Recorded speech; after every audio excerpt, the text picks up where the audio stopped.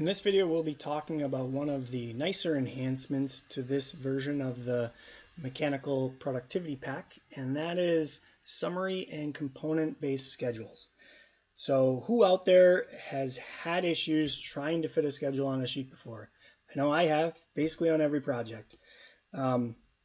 Schedules continue to get longer and longer with equipment becoming more and more advanced. Like, for example, these dedicated outdoor air systems. There are so many components in that, and to properly fill out a schedule, it's a nightmare trying to get that onto a sheet. So what we've developed is a system of summary and component-based schedules.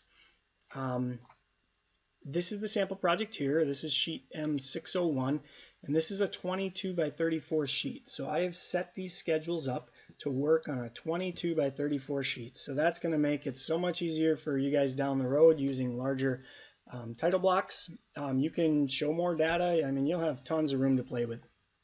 This was a challenge to get these to fit, I'm not going to lie. So a summary schedule essentially shows just enough information for a contractor to determine pricing or for electrical to determine electrical loads. Like in the energy recovery unit summary schedule here, I actually have one of these placed in the sample project. I'll give you just kind of a taste of what this looks like. All right, so we've got capacities, airflows. For the fans, we have identities, quantities, and powers. Energy recovery capacities, total capacities. And then we have a preheat coil indicating the description is used to indicate the plant type. So whether this was a heating water coil or electric preheat. Again, we've got capacities. And then we've got the heating element kW size. All of this enables in a very early phase of a project, one, this to be priced correctly without a big empty schedule with only a few pieces of data filled in. And also we're able to calculate the electrical loads now for electrical once they choose voltage and phase. Let's look at this energy recovery unit first. So we have a sheet set up for energy recovery unit schedules. And I guess before I go to that sheet, the whole intent here is that you could issue this sheet with your summary schedules for DD phase, and then when you need to show a lot more detail, your final selection data, then you can show all the components. So the energy recovery unit schedule now have this ERV number one, and here's that same summary schedule. Now if we, the component schedules shown below, essentially just take all of those components and schedule them separately. So here's the primary and secondary fan. Here's the airside energy recovery. So outside exhaust air streams for summer and winter. Here's primary and secondary filters. And then we have components like a heating water preheat coil or an electric preheat coil. So right now we're not seeing our family in these component schedules, ERV1, and that's because of a parameter that's not checked at the moment. So we included a way to show a given family in the component schedules or not. The reason is we don't want to show components from every family because some of those may already be filled in other schedules. So this checkbox here, if you turn that to yes, and usually that's a hidden column. I'll show you what parameter that is. That now just activated that family to be scheduled in components. So here's ERV1.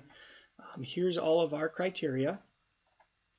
And just the same, here's our electric preheat coil now. Let's go back to the family.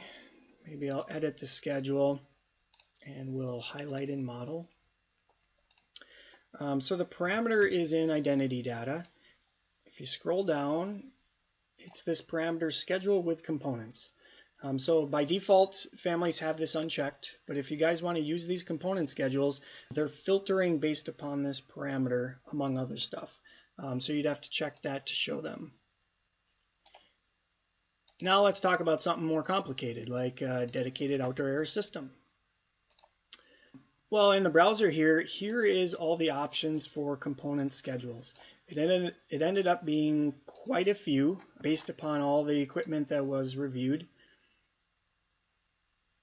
So M_component, these are all of the components found in all of the equipment schedules in the MPP.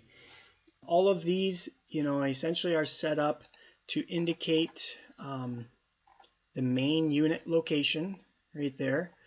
So this identity always match what's ever in the summary schedule. That's the same parameter there.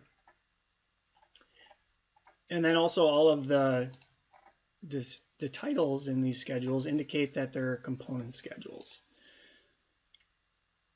So now let's look at the DOAS system.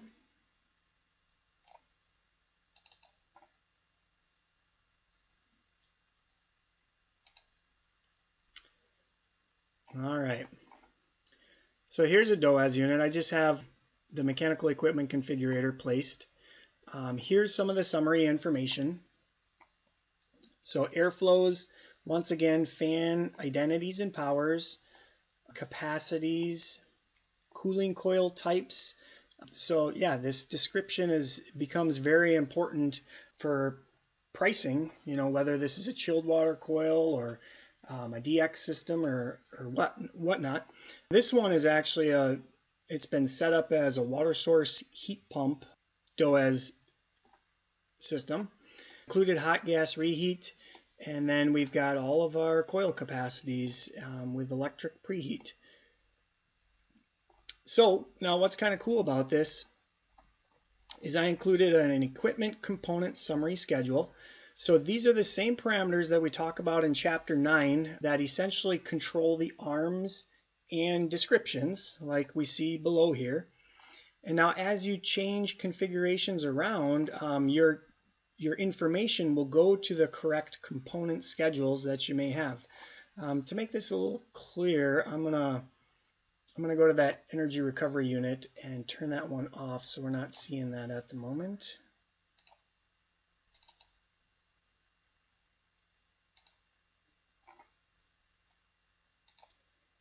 So let's select this and have that not be in the component schedules. Okay, there we go. All right, so now we've just got DOAS 2 right here. So let's play with a couple configurations. So let's say we have chilled and heating water throughout the unit. Right now these schedules are blank. We can come into here.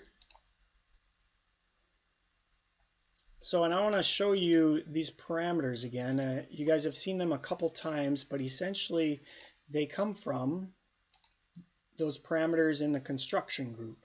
So right here, these are all the parameters that control the arms. You can hover over these if you're unsure what the checkbox is for. So like the rejection heat exchanger, condenser side of the heat exchanger during cooling operation. So these are what's controlling the component schedules and the arms and the coil calculations and descriptions. So they're very important. So now let's go back to that schedule and let's change our configuration. So instead of doing evaporator coil and hot gas reheat, let's do a chilled water coil. Unfortunately, that's going to pop up every time I click. We'll turn off evaporator coil. We'll turn off hot gas reheat. We'll use a hot water reheat.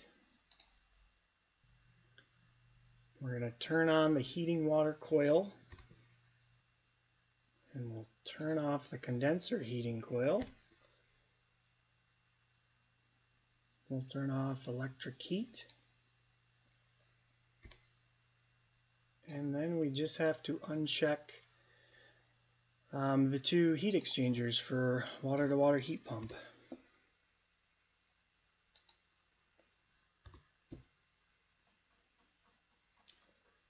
And the cooling heat exchanger does not need to be checked either. I'm not sure why it was checked previously. Let's go see what we did. All right. So our cooling coil now is a chilled water coil. The heat rejection condenser is not being used. Reheat is now heating water. The preheat coil is heating water now. Heating coil is heating water. No electric heat. So I would want to zero those values out. And gas-fired heat exchanger isn't used. So now the information is being shown in the chilled water cooling coil component schedule. And the heating water preheat schedule, heating water main coil, and the heating water reheat schedule. So just like that, you can move the data around in the families to whichever components you have in a given family.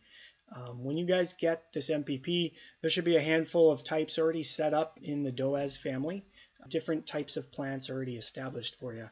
So I guess, yeah, and then the intent would be to remove the component schedules you don't have for your given project. Hope you enjoy.